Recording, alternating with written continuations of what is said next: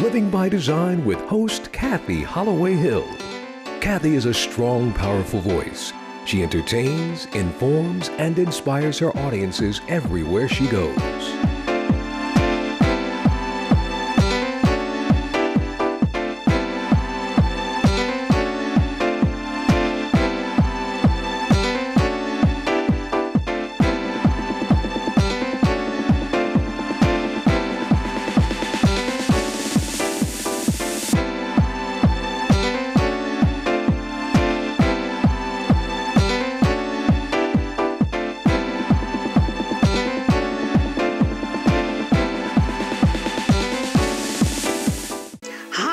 Kathy Holloway Hill, and welcome to another empowering episode of the Living by Design show.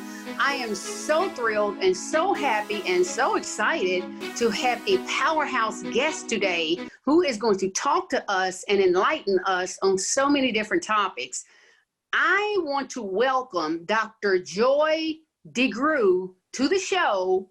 Welcome, Dr. Joy. I am so thrilled that you're here today. Well, thank you. It's my pleasure to be here.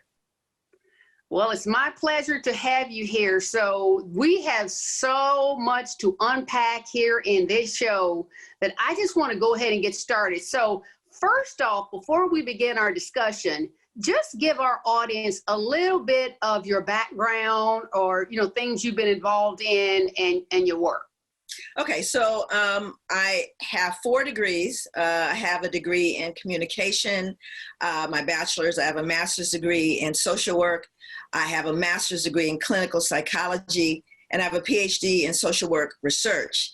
Most of my work has been working with people of color, specifically African-American people. I taught at Portland State University for a couple of decades. And now I'm doing work in communities across the United States and in some places outside of the country.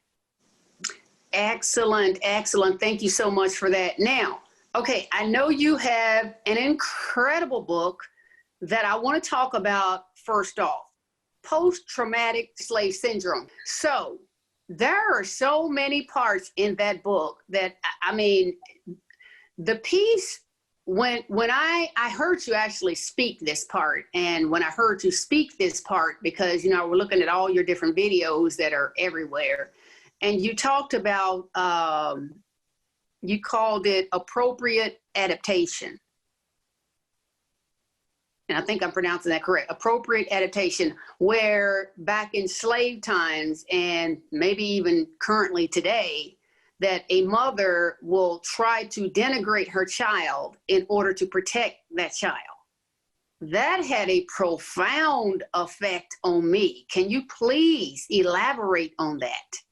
One of the things that, and I appreciate you asking me, because it's a little bit more complex, but part of what I started to notice even as growing up in the skin, was that there were certain behaviors that would be exhibited by African-American people that I didn't understand. I didn't know their ideology. I didn't know where it came from.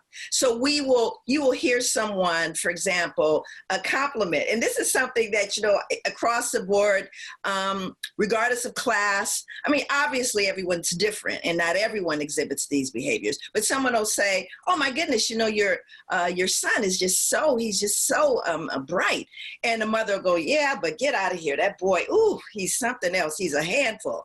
And it's like a knee-jerk reaction. And if you're not dealing with another Black person, they look at you and they're going, why are you being so negative about your child, right? Yeah. It has happened over and over and over again. And what I started to do was to try to find out, to dig deeply and see where it came from. And I read a lot of slave narratives. I read, of course, a lot of Black scholars. And what I began to realize is that if you were to take that notion of a person going, oh, my child is so wonderful, my goodness, which is a natural feeling, because that's what you feel. That's just not what you say. But if you pull that back for generations, and you're in, we're talking about hundreds of years of being enslaved, you have a mother and someone white, a slave owner, comes through and says, oh my God, look at your son, he's just so bright. She's not going to say he's bright. She's going to say, oh no, he's not bright. He's, he can't even work. He doesn't listen, because I don't want you to see those qualities that would place a value on him that would make you want to sell him. So Right. I will say, I will denigrate him and say, no, he doesn't have those qualities. And that's smart. That's an Yes. appropriate thing to do. It is Right. appropriate when you're living in such a hostile environment. And this happened for hundreds of years, we have to understand. So now Yes. we begin to pass along, even unconsciously. I mean, you learn from the people in your environment, and you Right. learn from the people in your community. And so after a while, it just became what people called cultural. And yeah, there was some agency there, and yes, there was some adaptation, but it's not cultural. It's Right. something that you do when you're trying to survive environments that are toxic. And so I then talk to Black folks and say, when someone says that in 2020, say thank you. Say thank you. They are wonderful. Because So that is still going on today? absolutely. That's why when you saw it and you heard it in the book, it resonated because we grew up with it. Mm. And I like to think, with the more knowledge that we have, I believe when people know better, they do better. I think folks are changing, and that's a wonderful thing, but you can't change what you don't know or understand, which was Amen. of the book. Amen. Dr. Joy, one of the things that I have always wondered, and I know you're the perfect person to answer this, is that we as a Black community, a Black culture, our group, us, Black people, we know our history. We continue to live in our history, living in the rear view mirror, instead of trying to do what you can to make it better, do what you can to be an advocate, do what you can to try to move our nation forward. Instead, we stay stuck in that victimized mindset. But then you see other cultures that dealt with like the Holocaust and, Chinese concentration camps and all these different things, but they support their Asian businesses and they create their wealth and they create their resources because they support each other.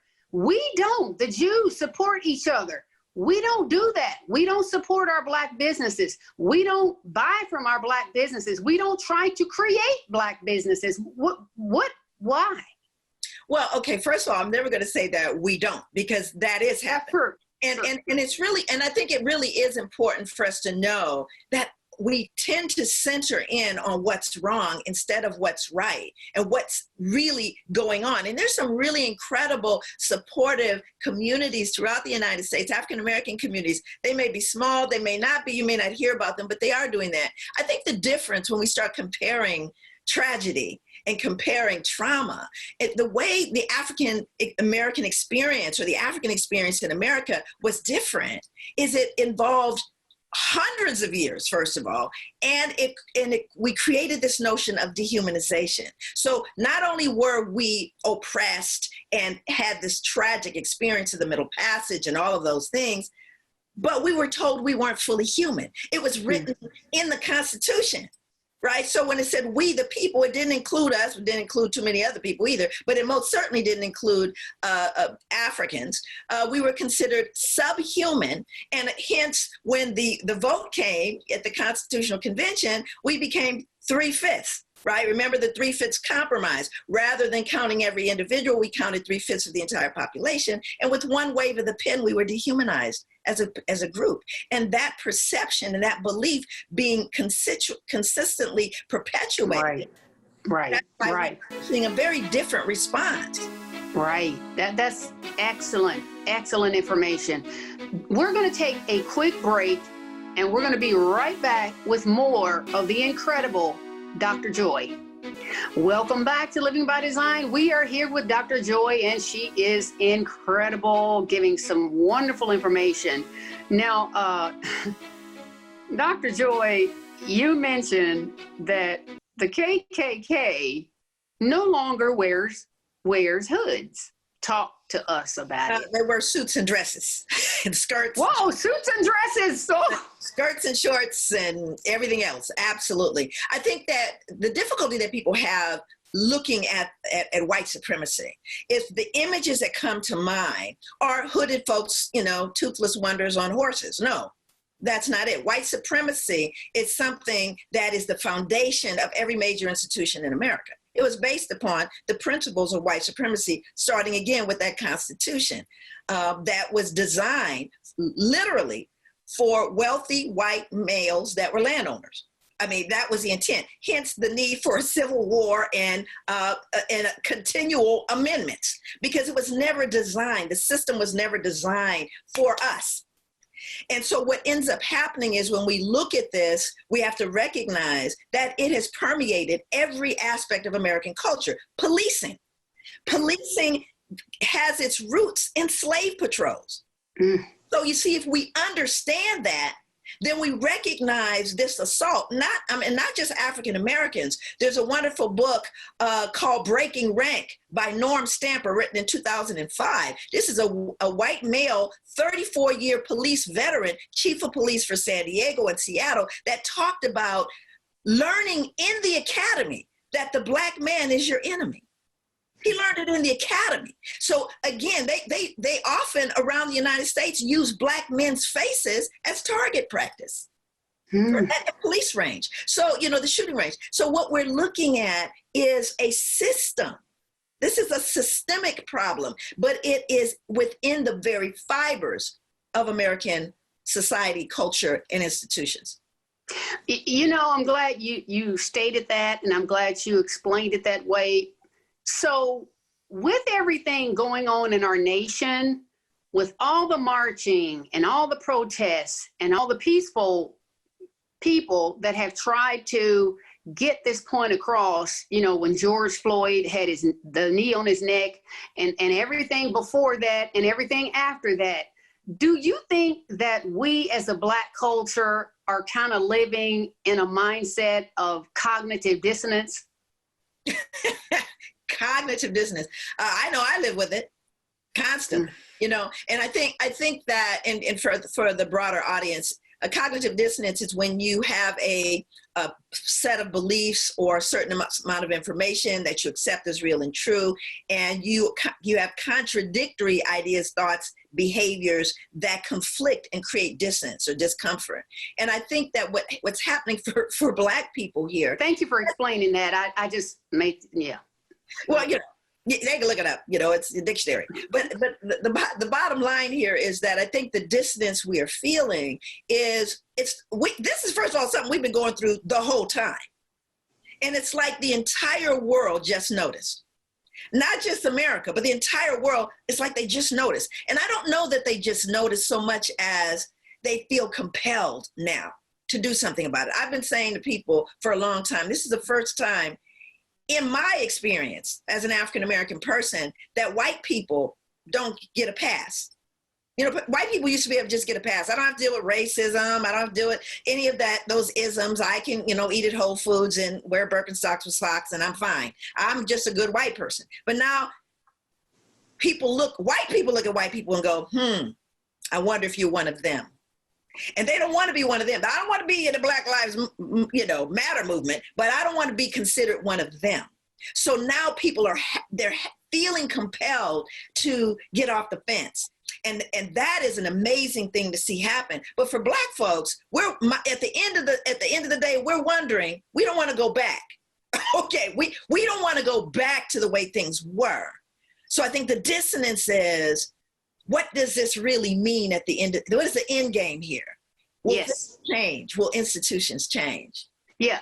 How do we as a Black culture start to change the trauma that we have had to endure, our ancestors have passed down to us? How do we begin to heal that trauma? Because we're not only dealing with post-traumatic slave syndrome, we're also dealing with post-traumatic stress disorder because of, as you stated, it could just be one event. Me seeing that video of that officer's knee on George Floyd's neck, just that one incident, I was depressed, anxious. I didn't sleep for 2 weeks. So that event caused, for me, PTSD. So now I've got both that I'm dealing with. How do we begin to heal? I think, here's what I know for certain. because of my deal with my own children, my grandchildren. I had an experience where I think it might have been Trayvon, where I was done. I was really done. And I was kind of venting a little bit. And in the middle of my venting, and I think I was talking to someone, and my phone rings, and it's my grandson. And he sends me a picture of a fluorescent green lizard.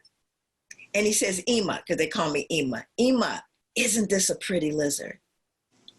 And I stopped and I said, yeah, it really is. Because see, there is beauty in the world, and there is beauty that we have to promote and show and showcase. And from my grandson, he didn't see all of that, but he saw that beautiful lizard. And what I'm saying is, our people withstood things that we can't even imagine.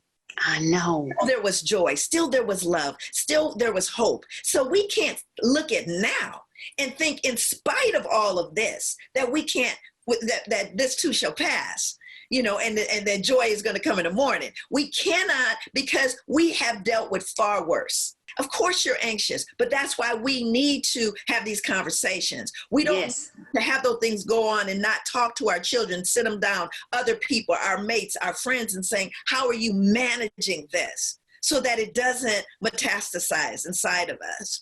You know what I'm saying? We have to do that and hold on to it. Absolutely. And we're going to be taking a break here quickly in a few minutes, but in the next segment, I want to talk to you about getting out of that victimized mindset, as you so eloquently stated, and trying to do what you can, do your part to move our country forward. And voting is your God-given right. A lot of people fought and died for us to have the right to vote. So I want to talk about that and how that is going to impact us, especially us, those of us who still have that victim mentality that, we're oppressed and we're not treated fairly and all those things. We've got to move forward. We can't live in that rear view mirror. So I'm going to, let's just go ahead and take a break, and we will be right back with more of the incredible Dr. Joy DeGruy. Welcome back. We are here with Dr. Joy DeGruy, and I am having a wonderful conversation with her. She is incredibly knowledgeable on so many things. And please, if you don't have her book, please go out and get her book, Post-Traumatic Slave Syndrome. It's excellent. Okay, so before the break, Dr. Joy, I was talking about how can we, get to the point where we're trying to move forward and stop looking in the rear view mirror. I get it. I get that we're traumatized. I get that we're oppressed. But at some point we have got to, I have heard a lot of my Black friends say, I'm not going to vote. Well, how is that helping the situation? I mean, I don't get that. Why not? Why are you not going to vote? I think that's a result of, what I call learned helplessness. It's this sense that it doesn't matter what I do. It doesn't matter. It's not going to make a difference. I don't count. And again, that is exactly what you're talking about in terms of taking on the whole idea of I'm a victim, I'm powerless. How can we say that? I mean, how can any Black person say that knowing where we came from, right? So I think that part of what we have to do is we have to educate people and empower people and say to them, no matter what, if Harriet Tubman had taken that opinion and went, well, really doesn't matter what I'm gonna do, right? They just go all the way back. There's no room for that. At this point in our lives, this is a tool, one of the tools that we can use, and not just the president. We're talking about, voting for the whole gamut, everybody. And that's where people kind of lose it, right? So that we have to start seeing and empowering people, but also educating people about why that's important. I think a lot of folks just don't understand that process, and it can be complicated. But yeah, I think we do have to help people know that this is one of the tools. This is exercising your right to have a voice and to make a difference and to believe that we've always done that. From the moment we could, and all our ancestors, died for this moment, for us to be able to have a voice and for us to be able to move forward and to change the trajectory of our lives and those of our children and those after them. But Dr. Joy, what do you say to people who say it doesn't matter? I mean, it's the lesser of two evils. I mean, what kind of language is that? Insanity, the definition of insanity is to keep doing the same thing, expecting a different result. So we've already seen what we've seen for the last 4 years, but yet you just want to just leave it to chance, and that's insanity, and expect that things are going to get better? Well, I think that however people vote, whatever they do, whatever positioning they take, the importance is to exercise that. And I believe that much of that, like I said, I work with folks a lot, and I work with people on a lot of different levels, and people have been put upon, and they do have a lot of doubt and fear and anxiety and paranoia and, doubt about everything. So I think what we have to do is, we have folks in that mode, but I'm also looking at people who are open to hear it. I'm going to deal with the low hanging fruit. Yeah. Sometimes the people, my kids know when I get to the point where I say, weren't the flowers nice last spring? That's when Dr. Joy can't say anything else to this person because they can't manage it. And they go, oh yes, and then I just keep it moving. But there are a lot of people that are wanting, this is a rich time to educate. They're out there on the street, and those very same people that are out there on the street may not vote because they don't understand that all of these layers are important. All of these lanes are important in terms of our making progress and moving things in a direction that's more positive. So I think you have to deal with the low-hanging fruit. When people get too off into, I can't and I won't, I go, ooh, look at the time. But there are a lot of people that just don't know. And I think like this show and people who are gonna lean in, and then there are gonna be people who are gonna talk about to other people, it's happening. And we're going to reach those folks that, just simply may be kind of, oh, it doesn't matter. May go, well, maybe it does matter. Maybe it does, right? And we have to help instill that sense of possibility and efficacy. Really important. Yeah, I totally agree. Do you believe that there's a level of competition, criticism, in the Black community with each other? I wrote a book entitled Secret Betrayal, and it's about, I was very fortunate to have an interview with Dr. Maya Angelou, and before she passed, I went ahead and transcribed it to, put in my book as the foreword. And the title was Secret Betrayal, about how females kind of compete and gossip and backstab, and, they judge each other unfairly. How much of that do you think is going on, not with just females, but the Black community as a whole? Or do you even think that matters? Well, we're not a monolith. I think we're diverse and we are different people on a lot of different levels. But I have some real theories around the whole crabs in the barrel. Light skin, dark skin. Light skin, dark skin. I have some theories about that, but I think that, I'm going to give you set up a scenario so that you can kind of understand how racism actually plays into so much. So, because people will say, why is it Black people can't support each other? Why is it Black people, they're saying all these things as though we don't. If we didn't support each other, we wouldn't be where we are now. So obviously we do, but there are always those pieces that and I know it's very legitimate what you're talking about, but let me give you a scenario. There's a job offering. There are 3 positions available. You, as an African-American woman, walk in the room and there are already 3 people seated. There are 2 white people and 1 Black person. Who's your concern? The concern is going to be that Black person. Now, that's right. That's a good point. We're going to give the 2 jobs to the white people. They can be drooling in a corner and incompetent, but because we know how many of us are they going to hire? 1. You see, so the dynamic of just that reality, instead of us going in and saying, oh, we got this, we got this, sister, we got this, we come in, oh my goodness, they're only going to hire 1 of us, who then becomes my enemy. That's right. Good point. There's so many layers to this situation that we cannot minimize it or characterize everyone as having those things are changing. People are changing. And I think, again, we've never questioned certain things that have happened. And I think a lot of times that is not jealousy and pettiness. It's a fear of being left. It's a fear of abandonment. I want the best for you, but please don't leave me. Right? I really believe that a lot of that inside is about that fear of loss. And Dr. Joy, before we run out of time, I want to announce first to everyone, we are going to continue this discussion in an extended version on our Living by Design YouTube channel. So after this show is over, I want you to go to our Living by Design YouTube channel, subscribe, and continue listening to the discussion because we have so much more to talk about. I want Dr. Joy to be able to give her website before we leave this interview. So can you go ahead and give that, Dr. Joy? Absolutely. Two things I want to say is, one, the name of the book is Post-Traumatic Slave Syndrome, America's Legacy of Enduring Injury and Healing. It's a long title because the whole purpose of the book is the healing part. So, and the other thing is I have 2 online classes. One's an advanced class. Both are on my website, joydegruy.com or Joy DeGruy Publications, both. And I have something called Wellness Wednesdays that my daughter and I do. We started doing after COVID. You can also tune into those, and they're all taped on my website. Awesome. Excellent.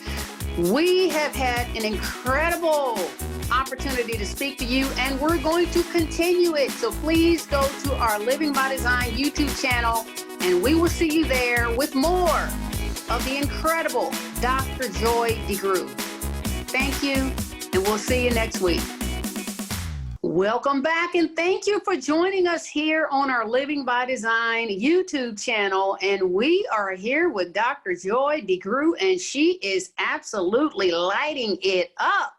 So I just want to continue with the discussion that we ended with on our show and allow Dr. Joy to elaborate a little bit more on how we can move forward instead of, looking at each other in a negative way and see each other in more of a positive way and unite and come together. And then I want to ask her about her thoughts on the boycott and all of the different professional sports that I've never seen that in my lifetime. So I know I'm doing a lot of talking, but Dr. Joy, I am so excited. So take it away.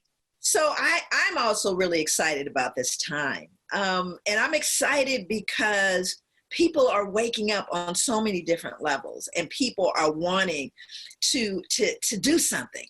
One of the things I think as a community we need to do is we need to consistently begin to promote the positive images, the positive breakthroughs, the positive, everything isn't falling apart everywhere. Folks aren't there are wonderful things that are happening and we so rarely see them.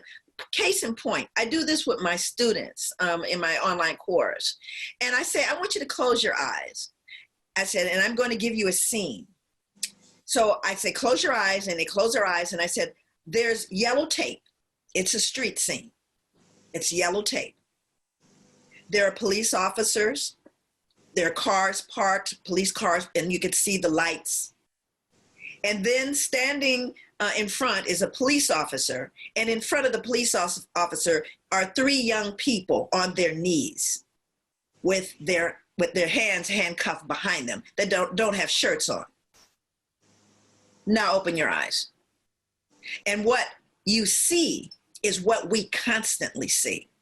It doesn't make sense that that's all that we see, but we begin to see that African-American, that Latinx kid. You don't see 3 white boys on their knees with their hands handcuffed behind them. And the presumption then is that this is the appropriate look for the criminal. This is what the criminal looks like. And we get those images over and over again. Statistically speaking, that doesn't make sense. It doesn't. There's got to be more white people than there are black people because, we only, 13% of the population, but what we're shown and what our children see. And after a while, we get programmed with all the negative, how bad everything. And look at all the terms, underachieving, subgroups. All of these things suggest that we're less, and we're not. Right? So there's this part of what we have to do is begin to focus in on what is positive. We don't have to make it up. It's all around us. It's all around us. And we have media that consistently place those images out there that then confirm for us this is who and what we are. Oh, I'm so glad you said that. I'm so sorry I interrupted you, but when you said media, it perked me up because that's what I'm part of. So I want your thoughts and opinion about the media. So we as Black people, Powernomics, I'm sure you're familiar with Dr. Claude Anderson and his Powernomics and how we have to build wealth and create consequences, which is what the NBA and all the sports teams try to do with the boycott. So do you or do you not think it would make a difference if we owned our media? Of course it would make a difference. Of course it would. When we own anything, it makes a difference, right? Yeah. Yes. When I started my own business, what I realized was no matter what, as a university professor, I am censored. They're living authentically is how you become a healthy human being. We have found ourselves for generations living inauthentically. Can't be too Black. You've got to figure out how to fit within the norm of what makes other people comfortable. So that ownership you're talking about is so critical and so important. And once it happens, and even the ownership we have, we're seeing the fruit of our ownership on various levels. Yes. I remember Prince. Prince started talking about owning your stuff. I mean, it never was lost on me. All of those different avenues where Black folks say, you don't get to tell me what to do. Yes. Tell me what to do. And they acted on it. Like you said, they acted on it. They took his name away and everything, and he became the artist formerly known as. Yes. Brilliant, right? But we learned something from that. And, yes. We learned something from home ownership. My son, I'll give you a perfect example. My son, people look at gentrification, and I would like folks, if you hear this, to look up an article which really is much broader. It's serial forced displacement. Serial forced displacement. So starting with slavery, going into Jim Crow, followed by redlining, followed by urban renewal, followed by curing urban blight, followed by gentrification. What that is serial forced displacement. Guess what it produces? Interpersonal and structural violence. That's what happens when you consistently do that to people. Now, my son, he and his wife and his family, they got a little apartment, and he was, he's working, and they got all settled in, got the kids in, and they had something in the Pacific Northwest in Portland called no-fault evictions. So they could just evict you for any reason. And what they started doing when the no-fault evictions came into play, they would just take and empty out whole complexes of people of color and replace it with white people, charge more. This was happening all over Portland.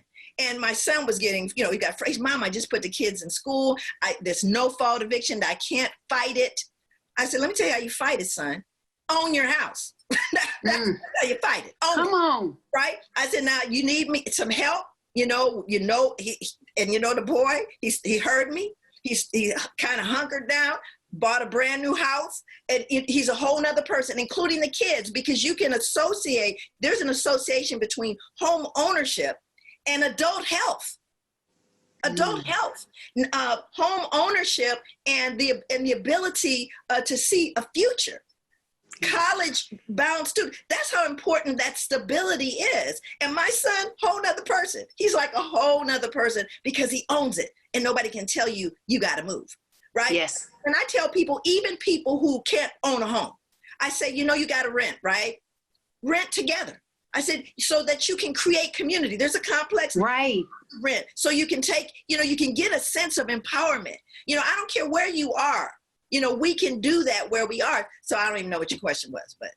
That's okay. That's okay. Now, I really, really want to get your thoughts about once the NBA began to have these actions, these powerful actions, instilling consequences. If we don't get what we want, we're not going to play. And then they were followed by the major baseball leagues, the hockey leagues, the tennis leagues, golf, every major professional sport in WNBA, they all started following suit. So I want to know what your feeling and your thought is about that. And do you believe? Go ahead. Go ahead. It's absolutely wonderful. But we have to also understand what's driving it. What's driving this is money. Okay, right. It's not about who likes it. What's driving this is money. So if you were to go, let's roll it back a little further. There was my husband, I wish he was in here because he's a sports guy, but he was telling me about this high school team where the president, they said that the president of the school, it had something to do with race, and the high school team said, we're not gonna play. They got rid of the president of the school. They got rid of everybody. Principal got rid of them because of the money that those athletes generated for that institution. Come on. Let's not be confused. They when they said we're not gonna play, I don't know. Everybody paid attention and said, who's the problem? Get rid of them. And so what began, now think about this. This is what amazed me about this, the whole sports league. The Indians, the Chiefs, all of these, the Redskins, they knew that was wrong. They knew it was wrong. And when Kaepernick kneeled, they tried to destroy him when he kneeled. That's all he did, was took a knee, right? Now look at what has happened. Look at what has happened because of that one act. That one act where all of a sudden everybody was like, well, I don't want to lose my job. Nobody knew how to, but now everyone in the world takes a knee because he had the courage to do it. And I'm looking at an industry because there always has to be, if I could take a moment to share this. There's a book called The Structure of Scientific Revolutions. And this particular book that I had to read when I was in undergraduate school, it talks about the structure of change. And I was more interested, how does change happen, right? How does change act? How does a shift occur? How do we go from believing the earth was flat? Of course, some people still do, but to understanding that it's not. Then we got pictures after all. Then how did we move from the point where and I don't know about you, but as a child, I used to run to the store and buy cigarettes for everybody in the neighborhood. Because when you go to the store, you got to go to the store for everybody. Go to talk to Mr. Isidore, Mr. Wilson. And I got the Winstons, the Chesterfields, the Cools, the Salems. I knew because they would write notes. I would go to the store at 8 years old and buy cigarettes, to the point now where no one would dare light up a cigarette anywhere without people going, well, hey, how did we move from there? And what happens is there is a preponderance of evidence that suggests that there needs to be a change. And what has happened, like the same thing, that tipping point was the preponderance of evidence. And that preponderance of evidence was shown when, again, not only, they've been killing Black men forever, and Black women. They've been Black children, just been killing us forever. Nobody seemed to notice. But that 8 minutes in the death cold eyes, that this man was not even human, the whole world watched, couldn't turn away. And it caused a shift in the same way that I believe Kaepernick was that shift. There was a preponderance of evidence that followed what he did, a preponderance of evidence that explained why he did it. And there was a shift. And the shift was, you getting rid of that name, you get rid of that, you get rid of that person. We're not going to do that. We're going to take this moment to honor our humanity. Because to me, what's at stake is our humanity as a globe. Where is our humanity? And Dr. Joy, why do they, I mean, and I hate to say it this way, I really do, but I'm just going to be real because that's the only way I know how to be. Why does it appear that they hate us so much? What are they afraid of? Why are they trying to keep their knee on our neck still? That is a question. That is a powerful question, and it is an important one. I believe that there is extraordinary fear. I think like we have had, generational trauma. They have had generational trauma as well. They have had generational trauma. And what they have been able to do is to broker a lie. Now, when you lie about something, and this is really important about reading the book, because you see every major institution in America had to be complicit with the dehumanization of an entire group of people for hundreds of years, over 300 years. All of them had to be complicit, every act, including religions. who had to be, and not religion so much as religious institutions that had to support it. And so what happens there is you have people that have maintained a lie. Now, here's the thing about a lie. You got to keep up with a lie. Right? You got to keep it. You got to keep up with the lie. You got, oh my gosh, you go into Margaret's house. I better call Margaret and tell Margaret the lie so that you don't, well, you got to keep up with a lie. And for all these years, they were trying to keep up with the lie that we deserved this, that we were horrible people, that we were violent people, that we were, ignorant people, all of those things, all of those lies. And now you see those things are falling away. And so then what happens is the camera turns and we say, who has perpetrated these things? And the greatest fear is that lens gets turned. Who is the barbarian here? Who is the one that is the evildoer here? Because you see, for all of this time, everybody was great because the lie was said, those people are getting what they deserve. Whether you're dealing with African Americans or women or whoever it is, they deserve that. But you see, that's falling short in the light of the preponderance of evidence. You can't say that anymore. No one believes it anymore. And with one click of a button, the whole world knows that it's a lie. And so now the greatest fear is that you're going to lose. Now, if you read my book or you take my course, you know that one of the major things that's generating this, and I really believe it, is a fear of annihilation, a fear of loss of control, of power, all of those things. Because, just numerically speaking, it's going to change. This whole thing is getting ready to change. It's going to shift, and it's not going to be white. And that's the greatest fear, is the loss of power, position, value. Now, all of that is kind of crazy, because we know that biologically we are actually one human race, but it only bothers you if you believe you're superior. Right? It only bothers you if you really believe, well, we're not like everybody else.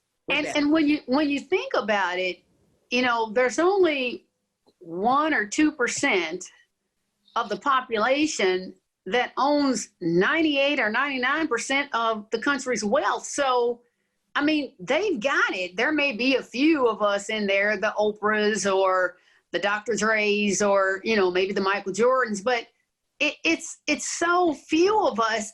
I don't get that fear that we're going to just, all of a sudden become that in that 1%, a ton of us are going to move that 1% needle over to like 10%. But you got to remember what they say, though. It's not just that we're going to lose the money. Everyone has been taught that, again, we've been taught for generations that there's something wrong with these people and more. And not just us, but just in general. There's something wrong with them. That's why we are superior and we should run it. And that means everything. Yeah. It's bigger than that. This is a deep, emotional, probably unconscious crazy that's going on in people who have this fear but it's based on this sense of white supremacy. It's based on this idea of entitlement, right? You are the smallest group and a shrinking group of people at that on the planet. And yet there is this belief that, it's the tyranny of the minority, right? They're really the minority in the world. And at the same time, like anything else, every civilization has a peak and it's got a downturn. Every dynasty, all of those things change. And you're looking at the last gasps of people who feel like they're going to hold the reins of power. And I'm telling you, the problem in America right now is that you have people that would rather burn America to the ground before they share it. That's a problem. They would before they share it with you. Because again, this is deeply entrenched and deep held beliefs of superiority, inherent, right? And passed along. You can see it. And so there's this feeling of superiority and entitlement that goes beyond anything that's rational or reasonable. Well, you can see that when you have all of these vigilantes, supposedly black vigilantes, and a white 17-year-old with a assault rifle across his chest, walking down the waving, and the police give him water and don't arrest him. Right. Because immediately it's like that when I told you to close your eyes, there is this notion that, again, of innocence. What they did with what was the guy? The one who shot the people in the church. In the church, and they took him to Burger King? Yeah. Yeah. You know what I mean?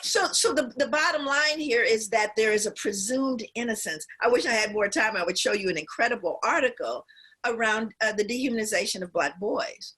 You know, they did a study in 2016. The Yale. Where can my viewers find that?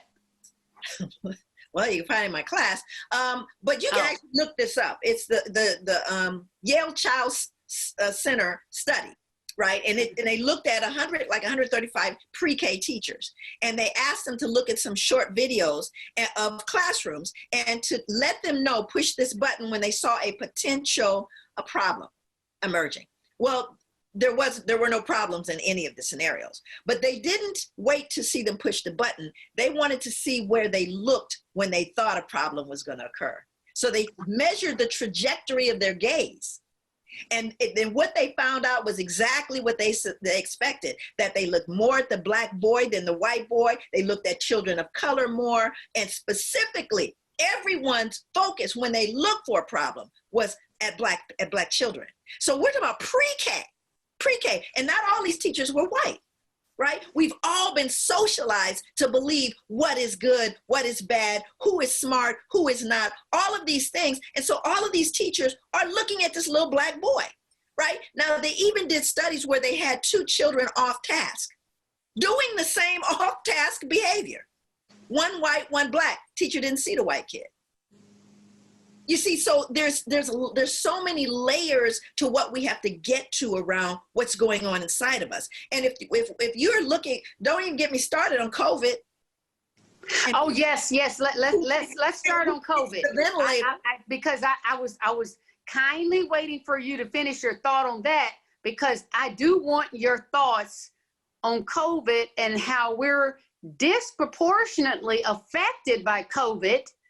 The African-American community more so than the Latino community, because they're next. So we're disproportionately affected.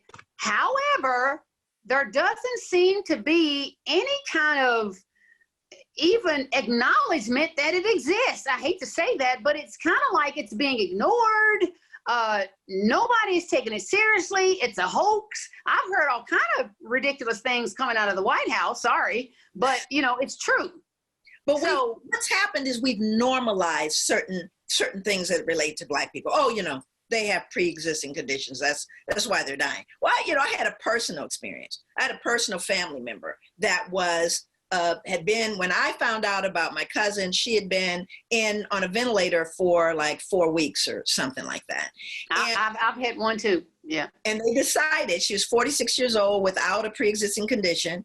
They had told my family, we're recommending palliative care. They had her on a paralytic and a sedative. We'll keep her comfortable. In other words, we're going to roll her into a room and let her die. Sight unseen, mind you, because, you can't come in, right? So I called a friend of mine who happens to be a physician in California. And he said, what? So he started asking a series of questions. He says, may I speak directly with your cousin? And he did. We found out that they lied about giving her the medication that she never received. The way we found out is my friend, who's a physician, advocated, said, excuse me, let me talk to the pharmacist. He says, when did she receive this medication? And the pharmacist said, I can guarantee you she never received that medication. He said, because we just got it. He said, so I know she didn't get it. So they lied about it, right? So now I'm thinking, remember I said racism wears white coats too. Let's be clear. Let's remember that they wear white coats. And so part of what happens, think about it. There are 3 people come in, you got 2 ventilators, you've got 2 white people, and you got 1 Black person who gets the ventilator. So what I'm saying is, and who makes that call? And do we assume that it's going to all be fair and just and legitimate? Do we, or have they even in their own minds thought, well, there's a greater likelihood that the white people will, survive it because, Black people have pre-existing conditions. Whatever the bias, whatever the racist perspective, we got to understand it plays in everywhere. So my friend started a group of advocates, physicians that advocate. So I say, don't let people just go in by themselves. Right. You're Black in America. Do you understand what that means? That means that you're going to see my family. We come in, not only do we come in together, we have a note taker. just in case we miss anything, because we're going to ask every question we have. You better Right? believe it. That's how we roll. But I've been telling everybody on my Wellness Wednesdays, you can go and look at it. I've told people, bring in an advocate. Don't you dare go into those institutions, no matter what it is, those hospitals, and not have an advocate. Because you see, again, there's an assumption and there is a normalcy about marginalizing Black people in every institution, including medicine. I mean, read Medical Apartheid, read, Killing the Black Body. It's a reality that we have differential treatment. I have an article that shows physicians and medical people who believe Black people don't feel pain on the same level as white people right now. So, and I gotta throw in this brief little story about one of my family members who was 72 years old. Okay, 72 years old, had no comorbidities, nothing. He worked out, he was healthy, but he was 72 years old. He went in with shortness of breath. They put him on oxygen for a while, sent him home. An hour later, he died. Wow. They never should have sent him home because of his age. But they probably looked at him and said, he's Black. Okay, so what? He doesn't have diabetes. He's not obese. He's not overweight. He doesn't have high blood pressure. So what? We're sending him home because we certainly don't have the bed space to keep him here. Okay, we gave you oxygen. We helped you. Bye. And he went home and died. I'm so sorry. First, I'm very sorry to hear that. Thank you. And same to you. And my cousin, her life was saved because of this physician. Because all of a sudden, you got another physician looking at you now, right? So now there's accountability. So suddenly the nurses and the doctors are calling my cousin, her mother, back. Everybody is saying, oh, yes. Long story short, she's at home. Okay, right now. That's awesome. But you have to understand, they told her recommended palliative care. Now she's at home. And so again, you got to say, do we just believe it? And I'm sorry, I may be paranoid, but there are people following me. That's the problem. Yeah, there are people following me. And I say to every Black person, no matter what, you make certain you have advocates with you. Don't send anyone in there alone because you cannot trust these systems. You just can't. I mean, and I'm not saying it because of paranoia. We got data. And again, yeah, there may be pre-existing conditions, but there's also bias and racism in every major institution. Wow. And you're absolutely correct, because I was taking care of my brother years ago and, they said, put him in hospice. I said, I'm not putting him in hospice because they said he's in kidney failure. I said, why is his creatinine not conducive for kidney failure? And why is he producing so much urine if he's in kidney failure? They didn't have an answer. I said, I'm moving him to another hospital because I do not think that the hospital here is being fair. Maybe you guys got D's in medical school. I do not know. I'm the type of advocate. I'm just saying, Dr. Joy, I'm the type of advocate. I will call you out. Right. Don't mess with one of my family members because I'm a caregiver. I've been doing it for a long time. I'm doing it right now with one of my brothers. And if they start talking crazy, because I know a lot of medical terminology, I'm into holistic medicine, but I do know a lot about traditional Western medicine also. And when I ask them a question and they say, I can't answer that, I don't know, I said, that's not an acceptable answer. Exactly. So I will move him to another hospital. That's right. That's right. But see, we have to learn. And so teaching advocacy, teaching people how to advocate for themselves. Yes. Again, I give you one last, and I especially dealing with young black, youth, because they get all kind of crap and they don't know how, a lot of them don't know how to respond to being treated badly. Right. So my son had an experience when he was a youth going to the show with his friend. It was a PG-17. The friend's white, his parents are white. They're there so that they can get into the movie. They ain't even going to the same movie, but they're there so that these two boys can go to this PG-17, whatever it was. So my son comes, his parents are in front of him. They're all together.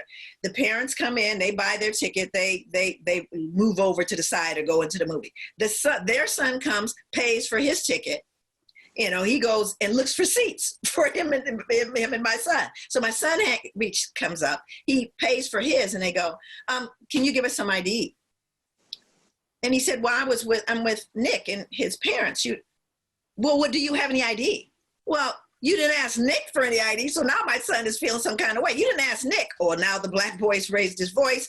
People are clutching the pearls. He gets thrown out of the theater for creating a disturbance. Now he's already paid. He already paid for it, right? So he comes home. I'm not there. His dad's not there. His sister's there, my daughter, who works with me. And she sat him down. He's walking up and down, pacing. He wants to burn the theater down. He's so mad. So she said, sit down.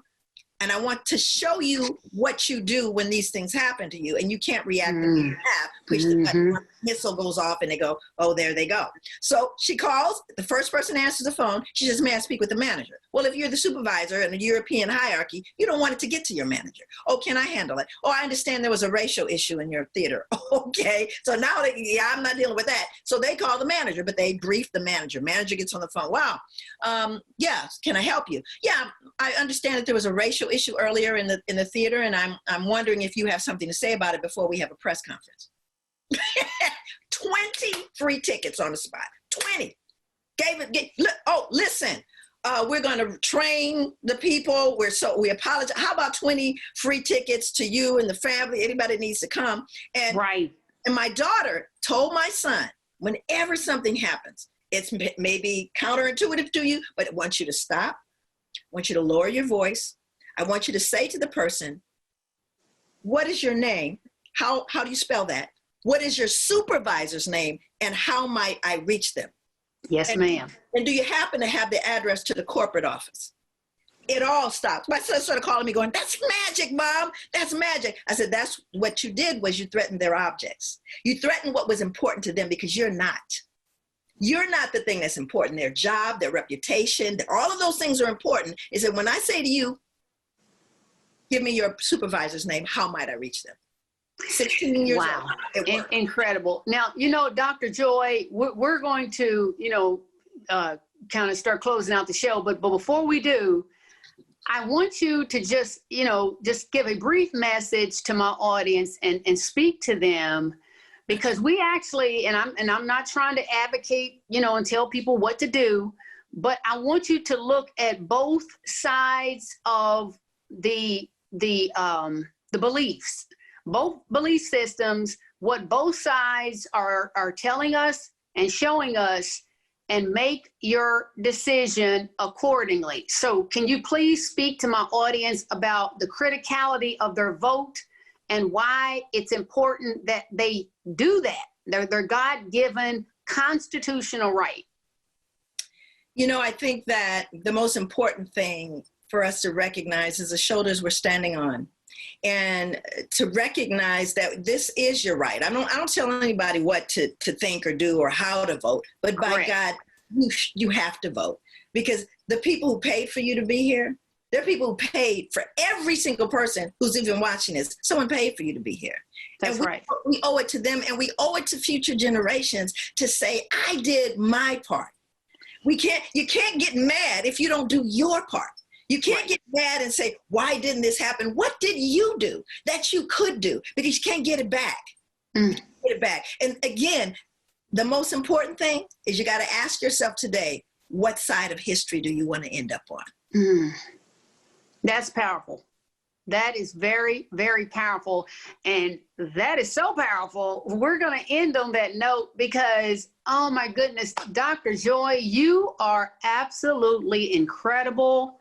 You're knowledgeable, brilliant, kind, compassionate. I could go on for days and days and weeks and months. Back at you. I couldn't do it if it weren't for you. Thank you for being in the lane you're in and allowing this to happen, because, again, all of us are in a lane. I'm happy to stay in mine, but I'm so grateful that you're in yours, because far more people will hear and maybe gain insights, or maybe not, but at least they have the exposure, and I appreciate this opportunity.